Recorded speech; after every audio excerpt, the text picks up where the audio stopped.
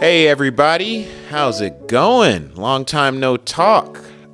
Everyone's been busy post-holiday, post-Super Bowl, if you watched it. Anyhow, I got a great friend of mine. This is one of my I call him one of my day ones. Since the first time I met this guy, there's been people in my life, and I know you guys have heard this in the show before, where from the first time you meet, first or I should say second time, you don't know why, but like, nah, this dude he's a cool person. And his brother and himself and my brother and myself, if that makes sense, we have very similar relationships, super close. I knew from jump that both of them, I was like, nah, these are really good. Like, I'll know them. I can't see why I wouldn't know them for the rest of my life. And it turned out to be true some 30 odd years later. No further ado, I will bring to the show my very good friend, my brother, Mr. John Ray. How you doing, brother? Hey, I'm good, bro. Thank you so much for having me, man. It's a pleasure to be here with you today. Thank you. Yeah, man. We got some catching up to do. Last time I bumped into you, we were holding a churro at Disneyland and Tomorrowland. And my gosh, I don't even know how many years ago that was. Yeah, it was definitely a while back now, for sure. For sure. Well, sir, are you familiar with how the show works? I am. I've been catching up on your show. I'm loving it, man. It's a great concept. I like the whole idea of, getting to know these people, where they started and where they are now. I loved your daughter's episode especially. I thought it was a great way to kind of get your daughter involved and see their thought process and how they look at the world now. So definitely familiar with it. Okay, cool. Yeah, no, thank you. I appreciate that. Yeah, that episode, it's something I've been kicking around, and legal wise, that's my daughter. She ain't going to sue me. But other people's kids, like I have my buddy Frank, his daughter. Well, he wouldn't sue me either. But, it's tough. I don't know the legalities of getting children, minors, on the show. But that's what the show is kind of for, is, I always reiterate that. Career choices for young people, that pivotal age. I'll never forget the time I had between first getting to AVC, Antelope Valley College, you guys. It's a junior college. Between 18 and like 23, if not later. Everyone's heard my episode of just, you think you know what you want to do, and then you get in a half-hour conversation with one of your friends at school, like real friends that are going places, and you're like, well, wait a minute.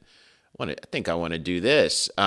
This is what that show is for those people. And I try to get people who do different things for a living, maybe have some layers to their life. And John, you were one of the people, I know I didn't reach out to you till recently, but you were always in my scope because I know what you do now for a living.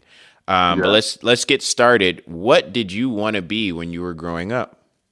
Yeah, so it's kind of funny, Keith, because like you reached out to me and talking about this, and after listening to your episode particularly, I realized just how much you and I had in common. In the beginning, all the way through ABC and CSUN days, and then we kind of like took different paths. But when I tell my story, you'll see that we really, really had so much in common. But when I was a kid, I wanted to be an architect. Which is very different than what I do now. And I think that kind of stemmed from my dad. My dad had this dream, I guess, and I grew up knowing this, that my dad wanted to be an architect. And I wanted to just kind of fulfill his dream because he never got the chance to do that. So he talked about how he wanted to go to college and he wanted to, be an architect and, make these plans and build these houses and stuff like that. And I remember being a little kid and saying, okay, cool. Like, I'm good at math and I'm good at science and stuff. And maybe I can kind of go on and do the things that he wanted to do, and unfortunately for him, his family situation as a kid, didn't work out. He was the oldest of 5 kids and, ended up being homeless at one point in his life and actually going back to CSUN, ended up living in the orange fields in front of CSUN at one point. Wow. And supporting his family. So I had to drop out of college and worked like 2 or 3 jobs to help support his family. and never got to fulfill his dream. So I kind of think as a little kid, I wanted to kind of do that for him. So that was my first goal or first job I wanted to do as a kid, and obviously kind of changed that up as time went on. Hmm. How old were you when that shift started to happen in your mind where You know, so it's funny. I think, I remember that was the first thing, and like all your guests have probably talked about, you had your first kind of goal or first job you remember wanting to be, whether it's a fireman or police officer or whatever. That was the first thing I remember wanting to be. But then I think, probably around maybe it was like fifth grade or so, I had a teacher, which, every now and then you have a teacher who really was impactful. And I had a teacher, and I will forever remember this guy. His name is Mr. Wick. He was a science teacher in fifth grade at Joshua Hills. Awesome science teacher, man. And he definitely is the person who I would give the most credit to for kind of changing my life, because he made science so cool that it really kind of pushed me in that direction where I felt like science was the thing that I really wanted to get into. It was so interesting to me. He made it in such an interesting, cool way. We're building rockets, learning about animals, learning about anatomy and stuff at such a young age that it really kind of piqued my interest at that point. I see. I see. That's cool. I mean, that's teachers are very important, man. I know we all celebrate teachers now, but that was at a time where you didn't see all the commercials of, teachers are our heroes. But yeah, I know I have a teacher like that too, Mr. Early. He was, when I got to junior high, he was our film teacher, and I knew I don't know if I brought his name up in my episode, but I wanted to do something in film. I wanted to act. I wanted to direct. I wanted to do all these things. And then when I finally went to that performing arts school and met him, like, I'm talking about him now, like, it was game changer. And obviously I haven't spoken to this man in many, many years. But I never forget him. And it's funny because you wonder, like, do they even remember me as a student? Like, how many people pass through their door over 30, 40 years, Yeah, I don't know. No, he's definitely someone that I've gone out of my way trying to find an address for him. And oh, really? So it's like one of those people that I would actually want to reach out to and kind of just like let him know. And like you said, I'm sure he has no recollection of who I am. I'm just another kid in his class from, shoot, at this point, man, like 40 years ago almost, Right. But still wanted, like, let them know that, they did make an impact, and it was important, with the stuff that they did and the things they taught, so right. No, absolutely. So fifth grade, what are you thinking? You want to be a science teacher, or you want to do something in science? Yeah, I think, no, I mean, definitely not a science teacher, but, definitely realized that science was interesting to me. I was in GATE at the time.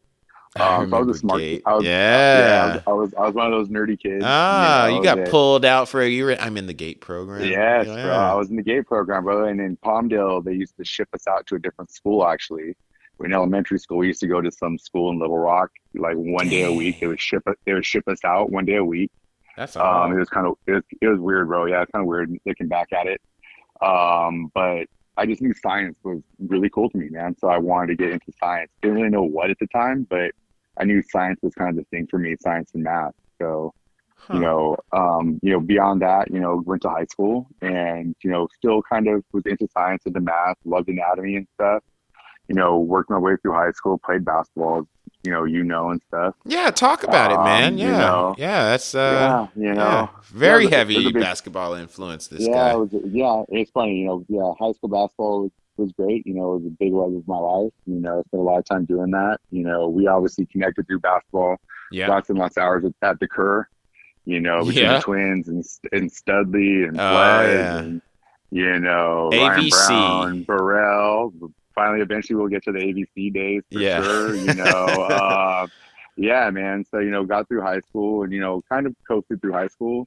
Ended up going to ABC so that I could hopefully continue to play basketball was my goal. The first year I ended up sitting out, not playing, went through a serious depression. And I was kind of like you, man. I think that, went to ABC and didn't really know what I wanted to do. I knew I wanted to go to school. I knew I wanted to do something, didn't really know what it was. And that first year, I really remember, it's kind of funny. This is why I told you, I think, that I realized that you actually made a real big impact in my life in like an indirect way. But that first year at ABC, I got fat, man. Just got lazy, didn't play ball, put on like 50 pounds. It's like 200 to 250. Wow. And you and I ended up becoming friends. Yeah. And you were the person who brought me to the gym for the first time.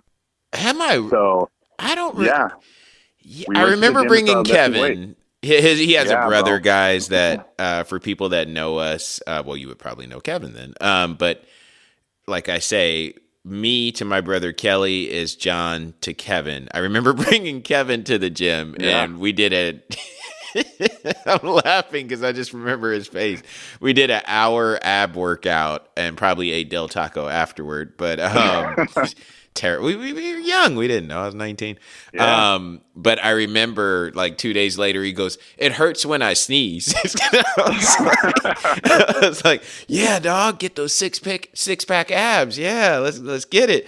Yeah, no, maybe I did bring you to the gym. Yeah, No, you 100% brought me to the gym, man. I mean, I lifted a little bit of weights at ABC, but really not anything serious. I was playing basketball class there. right. You know, you ended up going to the gym with you, 24-hour fitness. And I remember this very well because I remember lifting 135 on bench and actually dumping the plate because I couldn't balance them and Wow. getting laughed at hysterically by you and Trey. Oh, So I remember this. It's like one of oh, those it's a core memories different that's time. Yeah. burnt into my mind. And like I laugh now because of how strong I am and how much I can lift now, but I will remember that Whoa. forever. So yeah, I know. But but but yeah, so yeah, so I have you to thank because I think that kind of piqued my interest, in fitness and lifting and stuff like that, and yeah, so I mean, I have you to thank for that because it Oh, became a thanks, big part of man. my life. So yeah, but eventually, played basketball at ABC a little bit. Schley ended up asking me to, Oh, Coach Schlatt, practice yeah. and yeah, so Schley asked me to come practice and walk on. So for a little bit, I was practicing over there at ABC. Ended up not really playing. Ended up transferring to CSUN like you. Yeah. So we had the CSUN days. I was a kinesiology major, just like you. And like you, kinesiology is one of those majors that you pick because it gives you a ton of options, but doesn't really give you direction. No, So, yeah. so I didn't know if I wanted to do athletic training or physical therapy or chiropractic or God knows what. So Yeah. I was I kind of like remember you, those man, kind days of vividly. lost. Yeah, kind of lost, man. Not quite sure what I was going to do with that. So Did you I have just knew that. Go ahead. did you have I think you had to I don't think you were in my class, kinesiology 140. I remember the number 140, I because do remember. yeah, because remember they would have people come to the class to speak to us ever so Yeah, often, and that was my pivotal point when the yeah. I one. actually, yeah, I remember we had an athletic trainer. I remember we had an Hmm. psychologist come in at one point. Yeah, We PE had teacher, every a PE genre. teacher, a physical therapist. We had all sorts of different stuff come in there. Yeah, for sure. So yeah, I mean, I took those classes like you. I went from wanting to be an athletic trainer to maybe doing physical therapy. I worked as a rehab aide, doing physical therapy because I thought, okay, man, I want to work with athletes, like you said. So I said, like, you and I went down a very similar path. So I did physical therapy for a while and realized really quick when you're a big dude, you get thrown into the mix of helping big people learn to walk again after knee replacements or helping Mm, big people get out of bed after hip replacements. You're not really the guy who's helping these people rehab after like an athletic injury. So yeah, really quickly, I'm like, this is not what I want to do the rest of my life. Like this sucks. that's Um, man. Yeah, we do have a lot in common. That was yeah. So exactly what I realized when one guy came and said, "You think you're going to work with?" And it's almost like I don't, I got some questions when I get upstairs after I pass away. yeah, It's almost like someone said, "Oh, you think you're going to work with the Lakers, huh? That's your dream job." I'm going to make him say yeah, Lakers. And that dude said it. He goes, "You think you're going to work with the Lakers?" Because we're in California, guys, Southern yeah, California. No, you will be teaching a 68-year-old woman how to use her arm again. And I was like, what? I was like, okay, maybe one day. But, and then he just kept going on. And he's like, my yeah, average work day is helping Mr. Jenkins, blah, blah, blah. And I was like, this is terrible. I don't work with old people. yeah, bro. Yeah, Yeah, I like want to work my with a, my yeah, oh, my exciting day would be like helping someone walk up two steps. You know what I mean? I'm like, oh, sweet, switching it up today. Like it was not the business for me, you know? So Right. yeah, I definitely I realized I'm like, this is not what I want to do anymore, you know? So, back to you though, you and I were at the gym one night and I think we are probably just going through the same discussions of like, what are we going to do? You know, we're in the same major. We don't know what we're going to do with this. And then you mentioned to me probably during your like troubleshooting of like, okay, what else can I do with this degree? You mentioned to me like, oh, physician assistant. Oh, maybe I'll get into this thing, and Yeah. I'm like, Because of I'm like, another guy at the gym. It was an older dude. I don't know is if you it? ever met him. Probably not. So you mentioned that to me, and I was kind of like, okay, cool. And I never really thought anything more of it at that point. Is this another thing you kind of threw out, Hmm. And I kind of went about my day, never thought much of it again, until I met who's now my wife at CSUN. Oh, you Her and met her at I, CSUN. I didn't know we, that. we met we met at CSUN. So I was at CSUN, and at this point, I was getting ready to graduate. And I was applying to grad programs, and I was going to start doing research.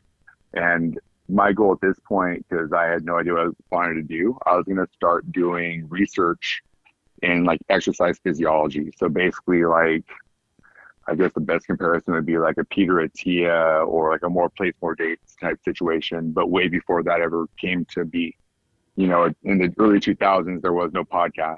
So, Right. I don't know what I would have done with that, but that's the kind of stuff I was into. Mm. So I was going to do research in that kind of stuff, longevity, exercise physiology, anabolic stuff like that. And Right. I That was in stuff the is still process of, very interesting to me, oh, but it's hugely interesting to me still. But back then it just wasn't as big of a scene, I guess, so I would have been way ahead of our time. yeah. But I just didn't know it at the time, But my wife and I met. Ended up becoming boyfriend and girlfriend at CSUN.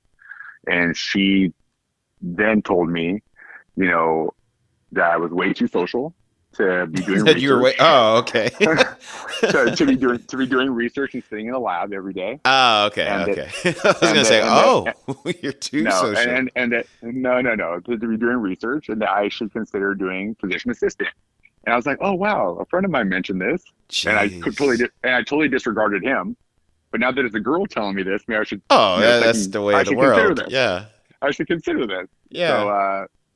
I looked further into it, and I ended up applying to PA school with her, and applied to a lot of schools, and ended up getting to PA school, and that's where I ended up doing later on.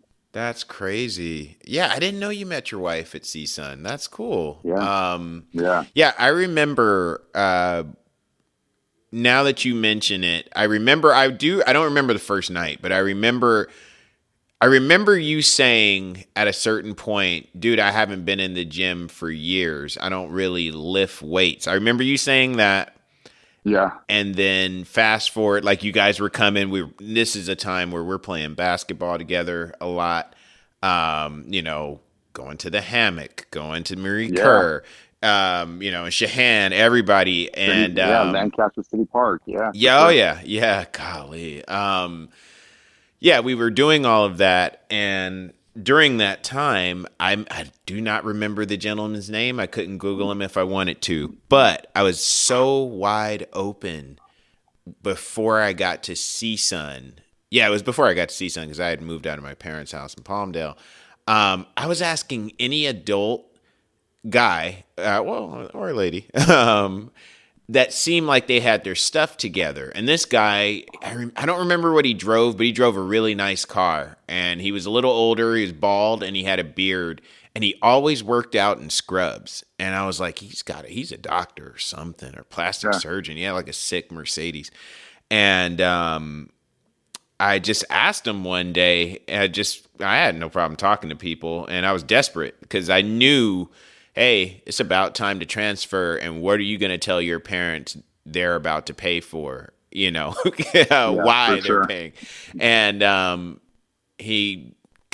just kind of talked to him, just getting to know him, and he was like, yeah, what's your story? What do you do? And I was, I go to AVC, and I told him, I want to do sports medicine. And I was just telling him all of what my plans were before going to CSUN. And he was like, you know what? For the time that you're going to put in, oh, I'm sorry. I was going to go to chiropractic school at that point. I wasn't going to go to CSUN. I was going to go to Cleveland Chiropractic, which lost their accreditation only a few years later. Funny, glad that didn't work out. It was expensive too. Yeah, crazy expensive. Yeah, and he goes, for all of what you're telling me and the time you're going to be spending, and he's thinking about it, I know now the same way I would with my kids, it's about time and the value of your time. Like, what do you get on the back end of that time after it's done? You're not working with dolphins in the water and just so fulfilling. No, we're talking about like money here. Let's be honest, and being successful and everything else. And he goes, I'm a PA, and I was like, I don't know what that is. And he goes, you don't know what it is. I said, no, I don't. And he goes, a physician's assistant. And I was like, still don't know what that is. And he goes, basically, I'm a doctor without being a doctor. I don't write prescriptions. He gave me, though, I still remember the conversation, and I had never heard of this job. My parents never talked about it because my mom was a nurse for Kaiser, and never heard her say, well, the PA told me today. Like, I didn't know, and he told me all about it. And the whole time, it's just who I was as a young man, the whole time he's telling me about it, I'm like, well, how much money do you make? And he could almost, he must have heard it. I know now I only found this out so that I could deliver that message to you, because I remember telling you, I remember that conversation that you and I had once upon a time, and you were like, PA. I was like, yeah, this dude at the gym, he told me, like, highly successful. And I remember you were like, are you going to do it? And I was like, I don't know. I was like, I'm going to go to CSUN and just go through kinesiology anyway. I can always pop out and end up as a PA, but I really just wanted to get the hell out of Palmdale. Honestly, I was like, I felt like if I didn't, and I mean, there's no PA school in Palmdale, but for sure, CSUN was a college and an apartment with Keith Studley. And I was like, yeah, no, I'm trying to do that. I don't want to be here anymore. This sucks. And I left, and that was that. But you took that information. I don't remember the year, because we were in kinesiology together. But I just remember one night, it had to be one of the parties we threw it while I was at CSUN or something. You were like, hey, thank you for what you told. And I was like, what? And you were like, yeah, I'm going to PA school. And I was like, oh, I knew right away. I was like, oh, shoot. I said, you took my advice. I was like, really? You were like, yeah, man. Yeah. I was going to end up being a PE teacher if you hadn't told me that. I was like, oh my gosh. I was like, what are the chances? And I immediately felt terrible, because I was like, you see that, you idiot? I could say jackass. That's not a bad word. It's a donkey. I was like, you see yourself, you jackass? I was like, what are you doing?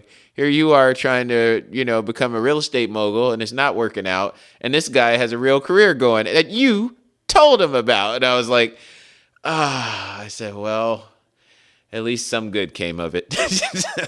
Nah, bro. I mean, like, I think, we had the same goal, like I was out in Palmdale like you, and my goal was just to get out. You know what I mean? It didn't matter how I got out, it was just to get out, because I didn't see myself doing anything.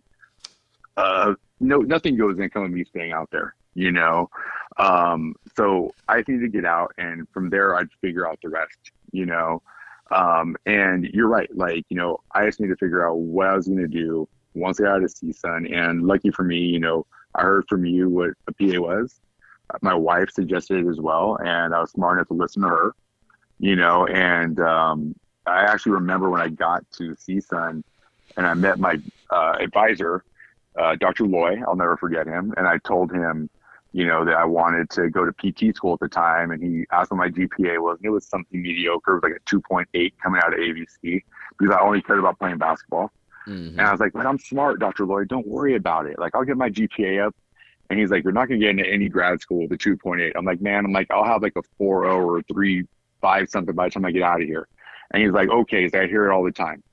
So I ended up getting out of like CSUN, like in my last 2 years. Like, I had like a 3.8 something those last 2 years, which got me into grad school, which was great, So my wife and I, like I said, we ended up applying to multiple PA schools.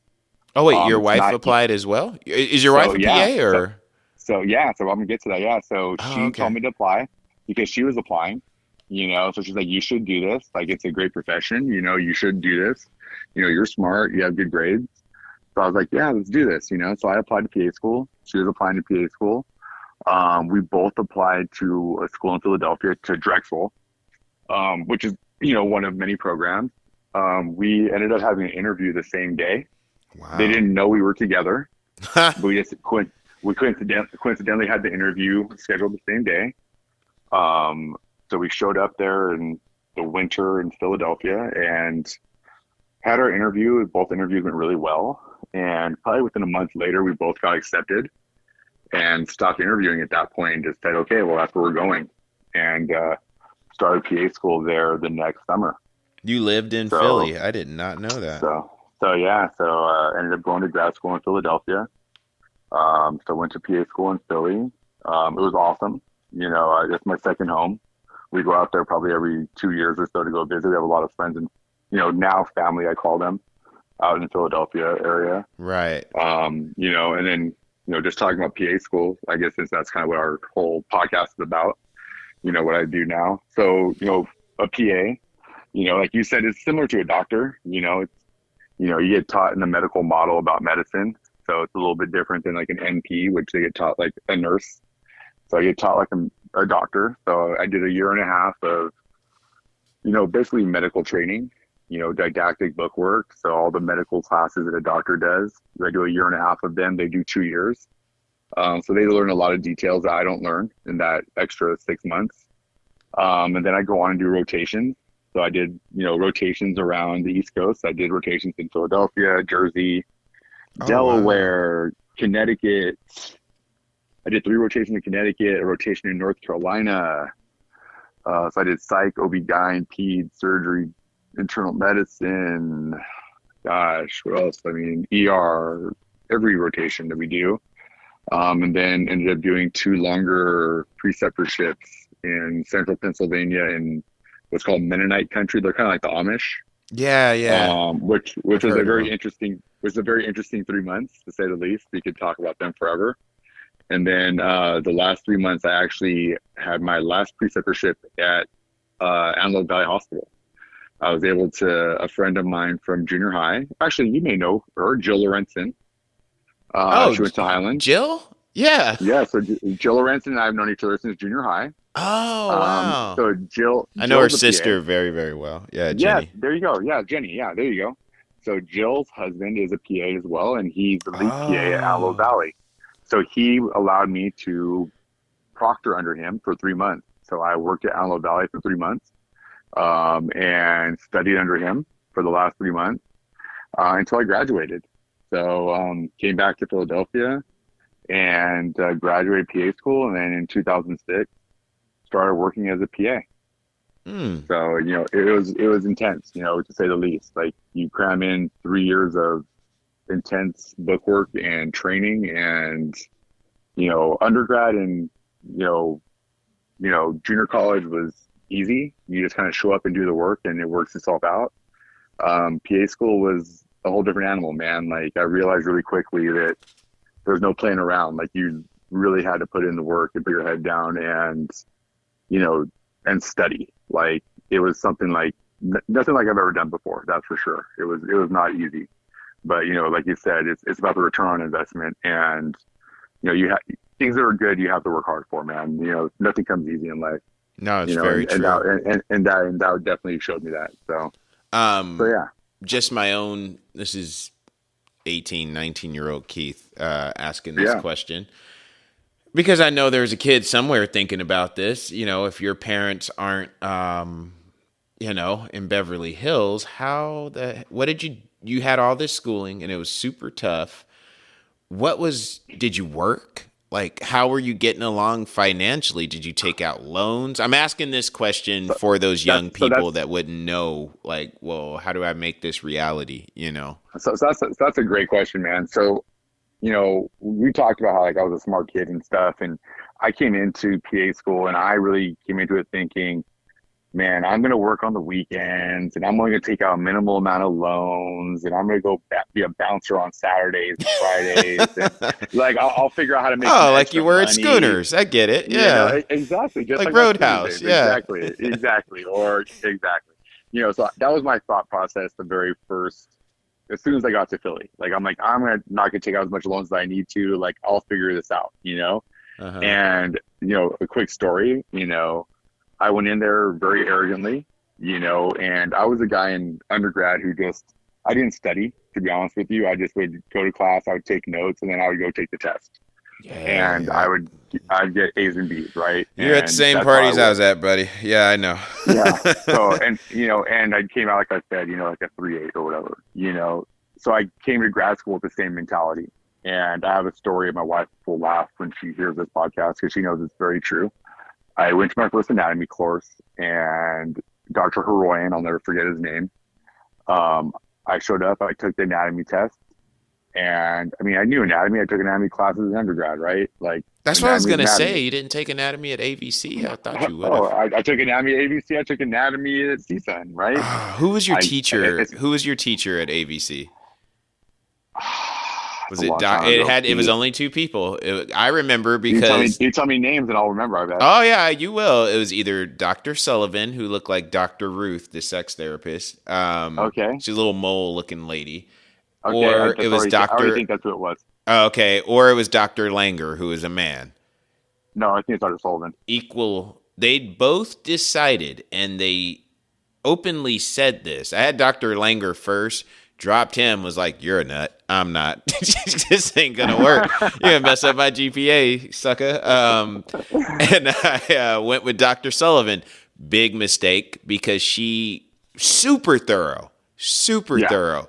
But she goes, myself and doctors, that's how she talked. Myself and Dr. Langer have decided that if you're coming through our program at AVC, and 90% of the people in the class were going to be RNs. It was all chicks, Sure. like all Yep. nursing. I mean, this is back when, I'm not that old, but majority of women or people in that class that were going to be nurses were women. Like now, Oh yeah, for sure. oh gosh. I mean, my wife's a nurse. I would have Yeah.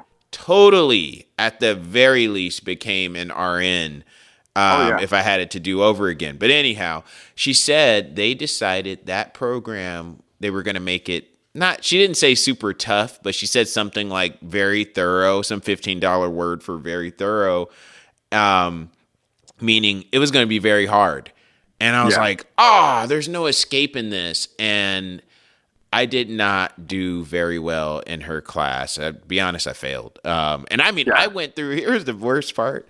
I went through, and I mean, I studied like I had never studied before. Like stayed home a couple of times instead of going to Old Town Pasadena and all that stuff. And failed the crap out of that class. And I was like, yo, like I'm going to extra labs, working with the cadavers, and it didn't matter. Like I was good on identifying the muscles and all the practical stuff, but when it came to name the blah blah blah blah blah, I got to see Sun, and again I took anatomy and physiology, and the teacher we had was from the AV. He was like a stand-in for whoever we were supposed to have, and he just stayed on as our teacher. And one day we were in lab dissecting cats, and he goes, you guys are pretty lucky. And it wasn't even class, it was just like, come in because we got a practical coming up and you should practice. And he goes, you guys are pretty lucky, man. Where I come from, oh boy, my anatomy class was tough. I almost didn't pass. And I was like, I knew he was from the AV, and I was like, no friggin' way. I was like, he can't. It made me feel so good. I was like, I'm not dumb. Because I had an A in the class. I remember telling my parents, I was like, oh, you have no idea. I know everything with anatomy, physiology. You want to know how you see? You want to know what happens when your eye decides to see? Like, I'm telling my parents all this stuff, and they're like, oh, is that so? Then why did you fail it at AVC? And sure enough, that guy goes, at AVC, there are two teachers, and he told the exact same story. That lady must have gave the same speech every time. He goes, I had Dr. Sullivan, oh my gosh, I am 10 times easier than she ever was to you guys. And I said, he's not lying. And he kind of turned around and goes, huh? And I go, I'm from the AV. I went to AVC and that's the whole reason I'm sitting here with you. I wouldn't have took this class twice. And he's like, oh my God. He goes, right? And I said, dude, I tried and failed. And everyone's looking at me like, what was so serious about anatomy, physiology? I said, I don't know. Yeah. But they decided we're all becoming doctors today. Yeah. I mean, yeah, they definitely use that class to like weed out the weak for sure. And like, it does. It was no joke. Yeah. Yeah. No, for sure. Yeah. Yeah. But so I was in PA school and I remember taking my first class and I walked into it not studying, thinking like that I was the man. And in grad school, a C is not passing. So a C is a fail, essentially. You hear that, folks. I ended up getting a C on my first exam. And in our class was like a class of like 98 students or something like that. So in Philly, it's just like New York. You know, they have a bunch of food carts out on the street. You know, they're not like the fancy food carts that you are used to nowadays. You know, they're just like little Chinese food carts and stuff. Right. And I'm out at the food cart after class, and the doctor comes up behind me. This is the first week of class, so how this dude knows me, I have no idea. Puts his hand on my shoulder and is like, Mr. Ray, what happened? And I'm like, oh my God, like this guy knows me already. I'm like, this is not a good sign, you know? So I decide, I'm like, I'm gonna be honest with this dude, you know? And I'm like, Dr. Roy, I'll be really honest with you. I'm like, I didn't study for your test. I'm like, but it's gonna be okay. I'm like, I'm gonna get an A in your class. And he's like, all right, well, I hope so. I'm like, it's all right. I'm like, I'm gonna study. I'm like, I'm gonna get an A in your class. Don't worry about it, you know? And I'll never forget, man, because like I got an A on his class. And our graduation party, we had a party at the top of like the tallest building in Philly. It was a big party. It was awesome. And all the doctors, everyone's there. And there's drinks and everything else. And him and I were drinking, bro. And he brought up that story the last day. It was an awesome day, dude. Like, I'll never forget that. So that's awesome. Yeah, it was very different, man, for sure. You know, the intensity was different. But my whole point to that story was that, you know, I thought I'd be able to work. And after the first week, I realized really quickly I was not going to be able to work because the classes were so much more difficult than anything I was expecting. So I ended up having to take out a lot of loans. Okay. And it was a lot of loans. You know, I'll just say that because, you know, living away from home, you know, paying for housing, you know, that was tough. You know, the good thing was I was living with my now wife. So we were able to split the housing cost, which saved us money. But, you know, I still had to take out loans for school. You know, the school, though, for us, fortunately, was half as expensive as if I would have went to USC. So we saved money in that situation because I was going to go to USC and it literally was twice as much just in tuition alone. Oh, yeah. So overall, I basically came out even, you know, between going to Philadelphia and going to grad school versus going to USC. So it all worked itself out, you know, and in the long run, you know, financially now I'm doing just fine. So it all worked itself out. Right. You know, so yeah. So, yeah, I mean, I'm not sure where we were at in our discussion at that point, but yeah, no, I was just asking, like, you know, how did you work? And you said you realized real quick that you couldn't work because the program was so strenuous. That was one, you reminded me, that was one of the turnoffs for me as a young guy. I mean, my mom stayed at home, my dad worked, and he did well as a good middle class guy. But for me, it was at Cleveland Chiropractic. That's where I couldn't make it reality because I don't remember. I want to say, I don't know why the number 40,000, like 40,000 a year. And this is in 98. And I was like, yo, to this place? And it was like in an ugly part of Hollywood. I don't know if you know exactly where it's at. Yeah, exactly. No, I know. Yeah. Yeah. In an after-school special of life, probably 15 years later, doing AC work, me and a guy, they go, yeah, you're going to go to the old, they had retooled it into one of those like Maranello or ITT Tech or something, like some other school you see on a commercial. You know, you sit on the couch all day anyhow, for ICDC. They had changed it into one of those schools, but they were like, yeah, you guys are going to go through and work on the units and do the maintenance for that location. and it's going to take 2 days. And I'm literally in the same room I was sitting with my dad in 97 going through the school. Yeah, I was like, Lord, why? Why are you? I had to do a job there, and I had to do a really big project one summer where I met my buddy Frank, who was on the podcast, at CSUN at the dorms. Same situation. No way. Every morning as the sun came up, I looked at the route I was walking to school from when I was going to CSUN only probably at that time, 10 years earlier. Yeah, 2011 to 2001. I was walking that path between the tennis courts going to class with kinesiology, and I'm like, and here I am on a rooftop with a torch in my hand. I was like, this is a really bad commercial for stay in school. I mean, I was doing well, but I never forgot that. In Cleveland Chiropractic, I remember them saying, my point, 35 to 40 grand a year.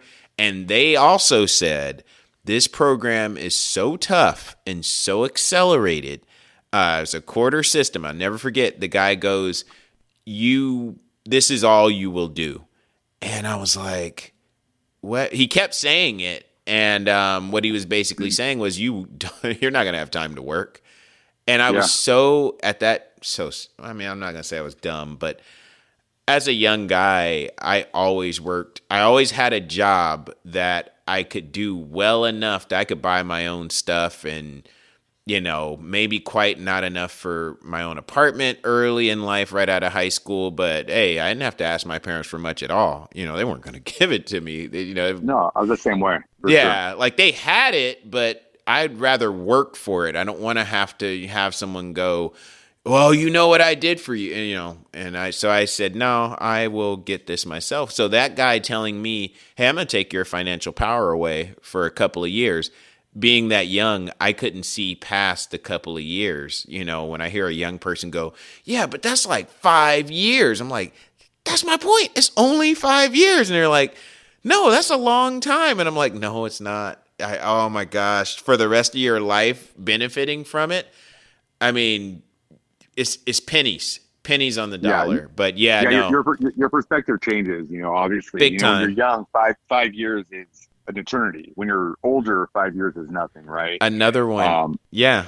Yeah, go ahead. No, I was going to say a friend of mine from work, we were talking about that age, and I was telling him how I almost went into the military after Matt had, and the one thing that scared me the most would actually excite me the most now was, I remember he told, because he went and he was in the Navy, and he was like, yeah, I got my orders and I had to go to, I don't know, it was like some other country. And he said these kids were crying in their bunks and they wanted to go home. And he went in the military late in life. And he was like, dude, this is awesome. I'm getting a free chance to see the world. And I was like, oh, yeah, huh? He goes, yeah. I said, I've had friends that went to Korea. I said, I would love to go to another country. Like, oh, you must be in Germany for a few years. Heck yeah. Like, I'll never come here again, most likely. This is awesome. But we all wanted a job, or a place, orders. Your orders are in Valencia, California. Oh, cool. Yeah, you're stationed in Hawaii. Yeah, you're stationed. Exactly. That Hawaii was always negotiable. That was. Sure.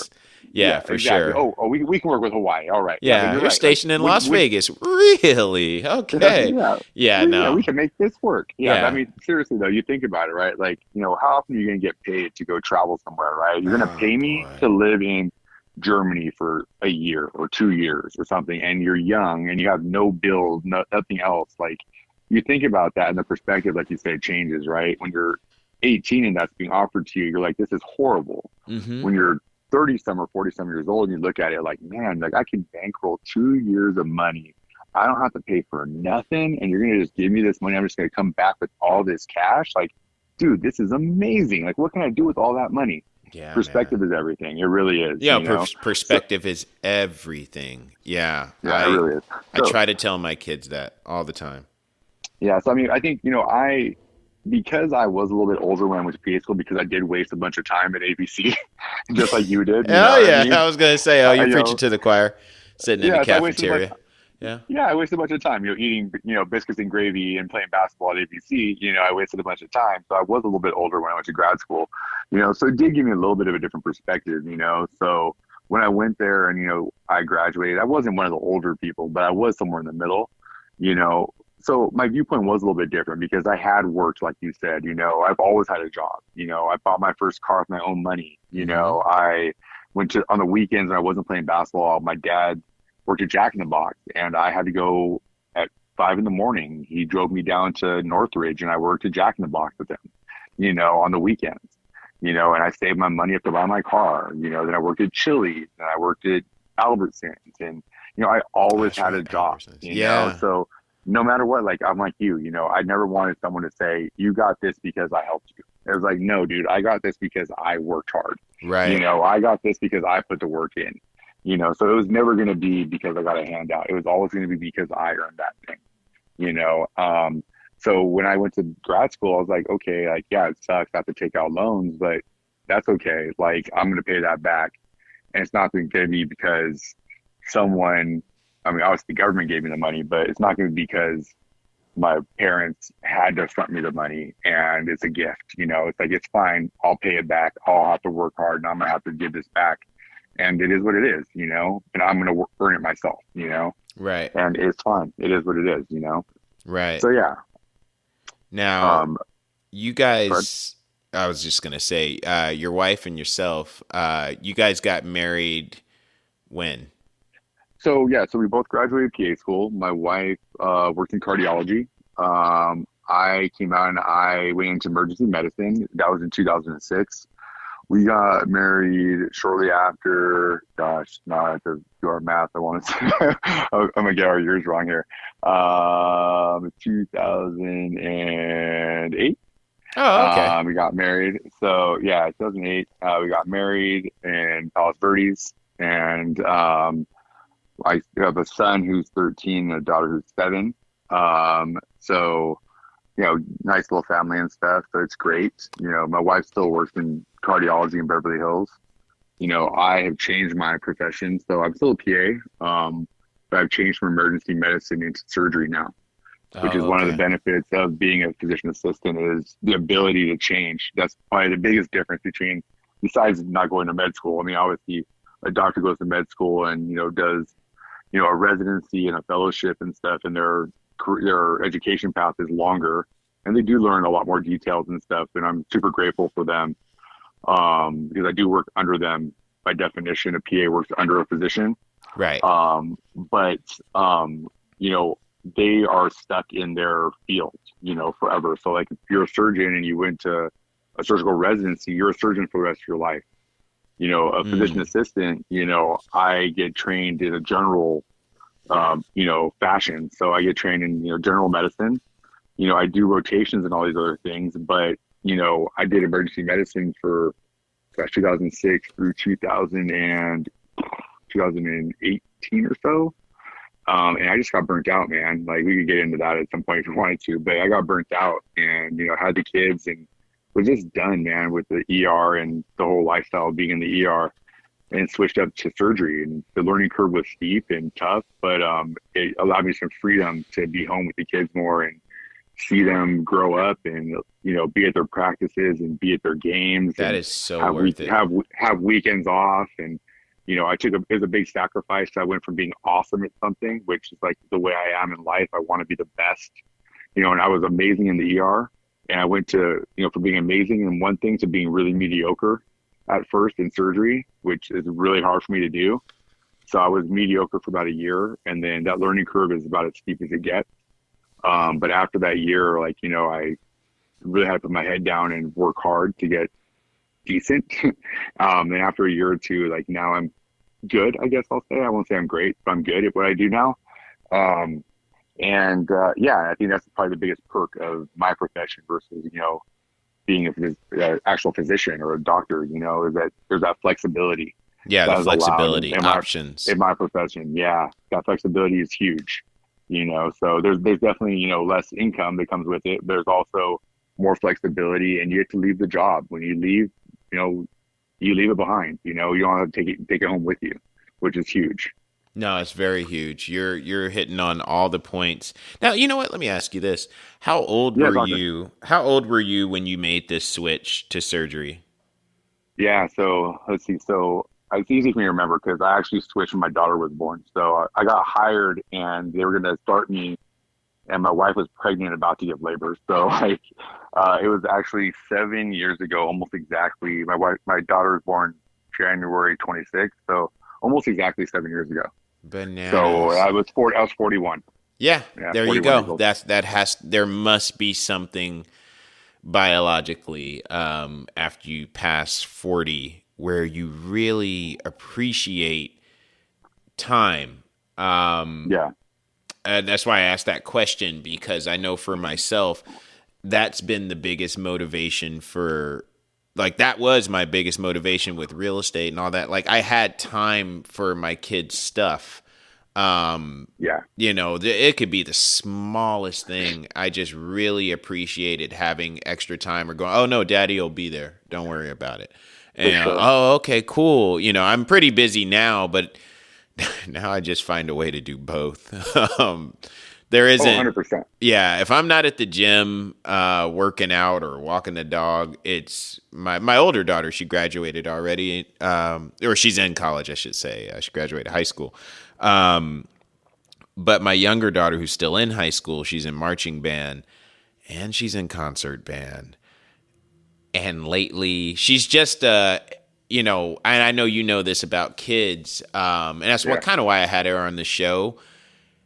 As an adult, like the man who put the hand on your shoulder, your professor, you can see stuff in younger people that they can't see in themselves. And I'm not going to go on a rant, but there's things I can see in my kids. I know there's things you can see in your kids where it's like, man, it's going to be really interesting. Well, yeah, not almost, but very exciting to see what they become in this world as an adult. oh, And we play a hand in that, because I know you're a great dad. I'm not to pat myself on the back, but I think I'm a pretty good dad. I know your parents were most likely great. I met them a few times, yeah. and mine were great too.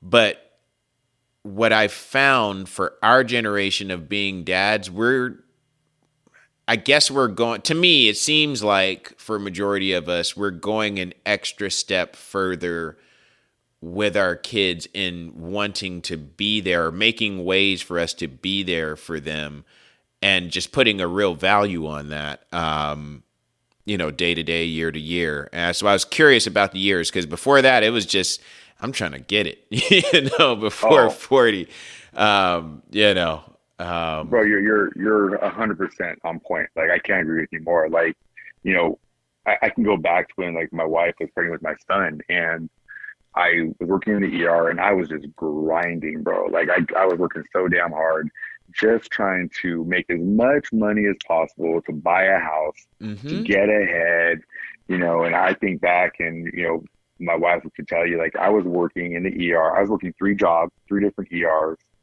12 Jeez. hour shift, 12-hour shifts. And there were months where I would work 20 shifts in a month, bro.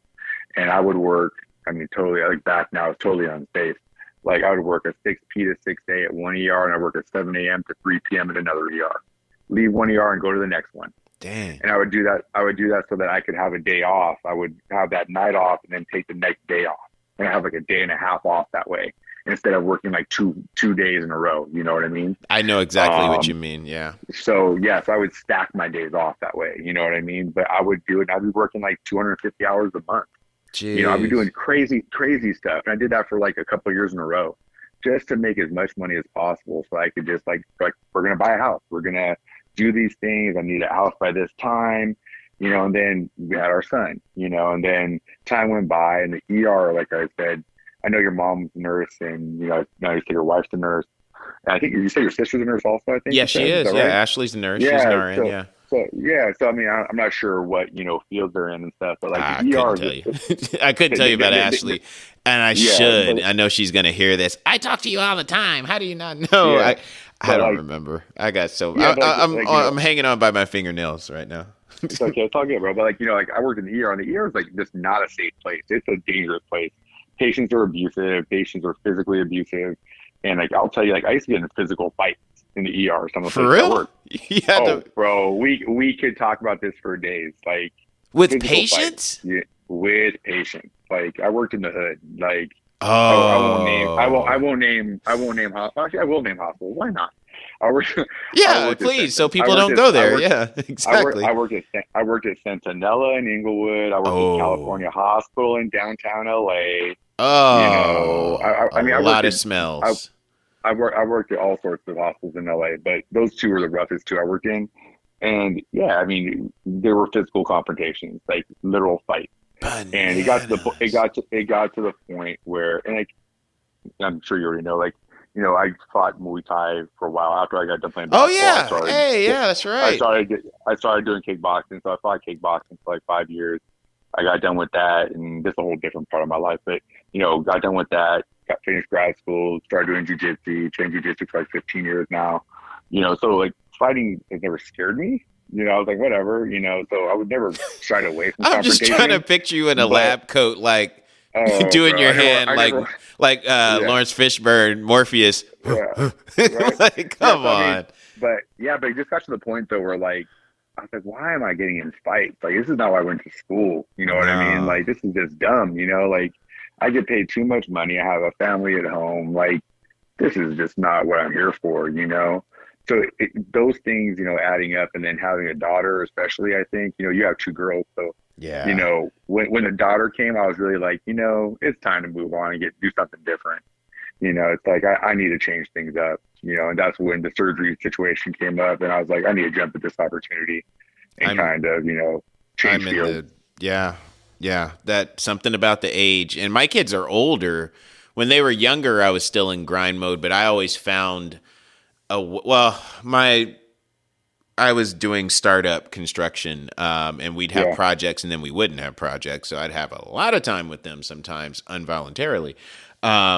But now that they're older, I always joke with people that I'm the toy that doesn't get played with anymore. If you ever yeah, for seen sure. Toy Story 3, Toy Story, yeah, yeah, absolutely. like we're gonna get played with. Yeah, that's me majority of the time, but I'm still there for all their activities and things of that nature. But um, I know for the seeds that were sown when they were younger, for all the movies we went to see, for all the days at the park, for them playing Yeah, daddy in basketball, to see if they're going to win the chance to go get Jersey Mike's, which daddy was going to get anyway because he like getting the nice yeah, big Italian stuff. But for all of those days, it's reciprocal. It comes back to you later in life with them as when they're older. I know your kids are a little younger. yeah, I know you and I know what dad you must be with them.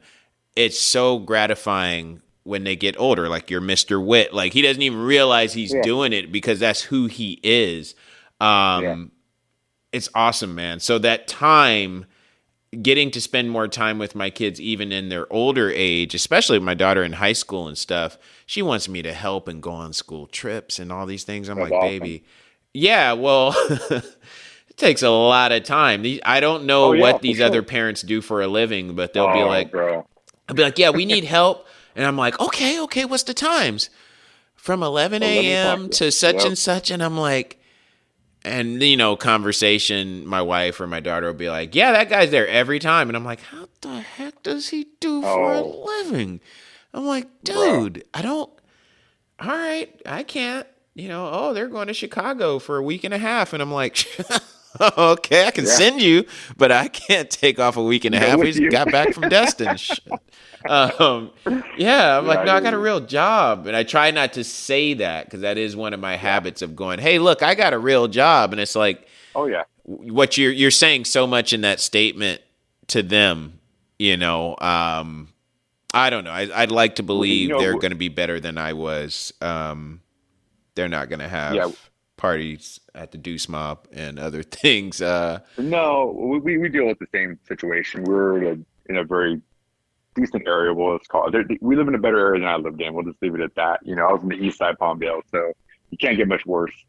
But we're in a very affluent area. We'll just call it that. And I deal with the same thing, man. Like my daughter asks me all the time, like, when can you volunteer at school? When can you volunteer? And actually, it's funny because I am going to volunteer Monday for the first time ever. Um, and it's like for an hour at 11 a.m., just like you said. And she's been asking me for years. And it's always like, well, so and so's dad's always there. I'm like, must freaking be nice. I know what he does for a living. But Right. shoot, Yeah. you know? And it's like, yeah, or it's always like, oh, so and so just came back from Paris. I'm like, whoa, wow, Paris, huh? During the middle of the Yeah. school year, wow, yeah. Same. So Yeah. the same thing, bro. I'm just like, wow, cool. But yeah, like the time that I can spend, like I told you earlier, training, coaching my daughter's jujitsu class or stuff like that. Those little things, man, like they're priceless. So anytime I can get to do that type of stuff. I try to take advantage of it, because it doesn't last forever. No, it So I doesn't. just try to do it now. Mm-hmm. So yeah, but yeah. Anyways, like regarding the job, man, I guess we haven't really even talked about what I actually do now. I guess at some point we should talk about that. Right. We've been catching up. Yeah, no, you got to understand, folks. We haven't talked on the phone. Jeez, it has to be about 20 years. Oh yeah. And I intentionally Easy. didn't talk to you before this either. Because I was like, let's just chat. You know what I mean? Like, let's just talk freely. Well, when we do get to talk. I purposely didn't. When you had sent me a very heartfelt, lovely message that we had a lot in common, I was like, right away I wanted to call you and go, hey, can you talk? And I was like, Yeah. no, save it. Because sometimes Yeah. when I do catch up with people before an episode, we've already talked about stuff. And then we have to play, like actors, like, so tell me about your two children. And it's like, oh, he Yeah. already knows about the children. He's doing this for us, the audience. For sure. Yeah, no. Well, I'll wrap it up. You're familiar with the show. I always ask a certain question. I ask a few, but we've gone a bit long because we did need time to catch up. And what you do, I want to hear more about the fights, but that's not my question. But 18-year-old John, what would you tell him if you ran into him in a Back to the Future 2, instead of it being the end of the world? I don't know if you remember that when Doc goes, what'll happen? It'll be the end of the world, or you'll just pass out. Whatever. You run into 18-year-old John on the basketball court. He's D'ing you up. What would you tell him? First off, John Ray didn't play defense, so I would never. Yeah, I know this. But, all you did was shoot Jays. He had a. Hey, I'll give you shoot your props. You had a killer Jay. I appreciate that. I'm not even gonna. I remember when you talked about gaining weight and all that stuff. I hadn't seen you play basketball, and I was like, this dude's probably not that good. And shut up, juice applied. He just kept shooting Jays. I was like, dang, this dude's got a 3. I was like, and he talked some stuff. John was a little bit of he was a quiet trash talker, for sure. Hey, bro. I'll be real though, man. All the guys had game, man. Like Studley, the twins, like all those fools could hoop, man. Like it some white boys that had a lot of game. That's for sure. Yeah, no, AV, man. That's the AV. Yeah. Yeah, for sure. Yeah, I guess if I ran into 18-year-old John, I think like my biggest advice would probably be like, just keep your head down, man. And, if you have a goal, just like keep pushing forward, like keep like stacking the days, whatever that goal is, like just one foot in front of the other, because the time's going to pass no matter what, like we said, sometimes it feels like, 3 years is forever, but if you just keep moving forward, that time is going to pass. Just keep doing the work and don't doubt yourself. The reps and stuff that you put in day after day, while everyone else is, messing around, like you said, out in Old Town or doing whatever else, those reps that you're putting in during that time, that's what gets you to your goal. So just kind of stay focused and keep moving forward. And, you'll get there eventually. I think that's probably the biggest thing I would tell John back then at 18. Yeah, about the same for myself. Don't get so I dealt with that too. You were talking about depression and all that stuff at a young age. I didn't know that's what it was. I watched too. That's one thing about me when I was a kid. I watched too many movies and too many TV shows. I thought college was supposed to be a mix of, Revenge of the Nerds and every other college movie I had seen. And then high school, oh man, like something between Porky's and I'm dating myself. There's young people who are like, between what? If Weird Science labs, like, oh no, we're just supposed to party. Like it's supposed to be, and there's chicks and everything else. But once I remember the year 97 when it set in that like, nah, you got to do something and you don't have not even the slightest idea. And I used to beat myself up terrible. Like, you're going to be a bum.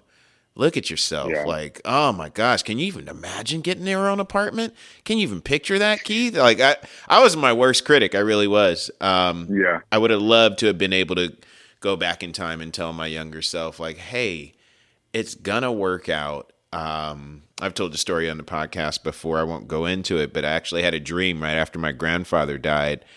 And I still believe, people can say, oh, he's in a cult. I still believe it was him coming back. It was like literally 2 days after he passed and me telling him all of these terrible thoughts I had in my head. And all he did was smile. He didn't have to speak. And it was as though that 18-year-old Keith was listening to a 46-year-old Keith going, you're going to be just fine. That was the look on his face. And I'm just fine. I'm in my basement with talking to you about our great lives of having kids and family. I'm watching, I always put it on. It's like a ritual. I put The Last Dance on and I mute it just for inspiration. I don't know. I've watched it a good 20 times. It's the greatest documentary ever. One of the best documentaries for sure. Hands down. It makes me buy a pair of shoes every time I see it. But anyhow, hey man, thank you. We've been trying to link up for quite a while, and I put it in my calendar. I was scared to text. I was like, shoot, we decided this like February 1st.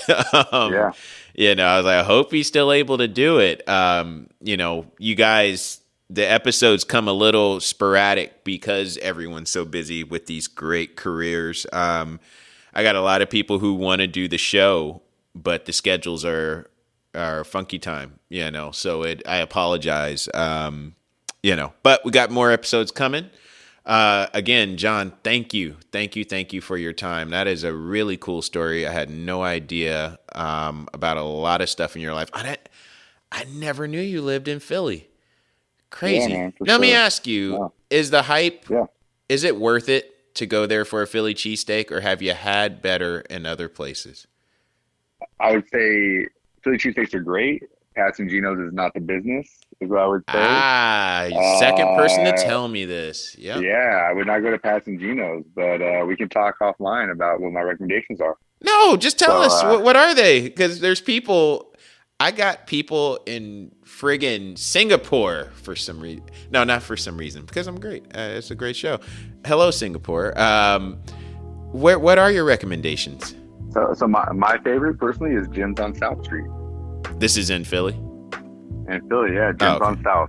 So if you are in Philly, I would not go to Pat's and Geno's. I would say go to Jim's on South Street. Jim's on South Street. I remember that because we're not far. We're not far from Philly, and my wife has a cousin that lives up there. Oh yeah, one nice last cheesy question. Yeah, talk to me. You already know what I'm gonna ask since we said Philly. Well, just take a wild guess. I want to know. Did you do it? With the steps? Yeah, man, the Rocky steps. First day of my interview. What are you talking about? Oh, did you really? You did it before you went into the interview? No, right after my interview. I had a good interview. I was like, we're running the steps. Let's go. Heck yeah. For sure. Actually, my apartment was actually right outside the steps where I lived for the year and a half. I was actually living in Philly. Boy. Yeah, my apartment was like a block away from there. So we were there all the time. Wow, so you've seen many people run up the steps.